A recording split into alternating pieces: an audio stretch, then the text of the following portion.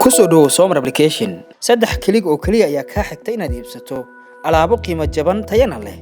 kow la soo deg Soomar app labo dooro alaabta aad doonayso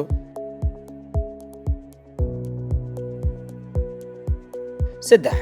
haddii aad warbixin dheeri ah uga baahan tahay nagala soo hadal WhatsApp-ka alaabta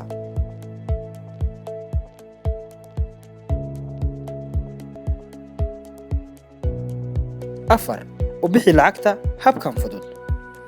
riix buttonka iibso kadib dooro magaalada aad joogto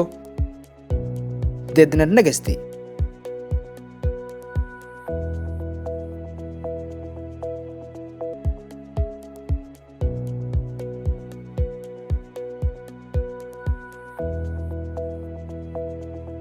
kadib shaashada moobilkaaga ka eeg lacag deeda EVC Plus-ka oo diyaarsan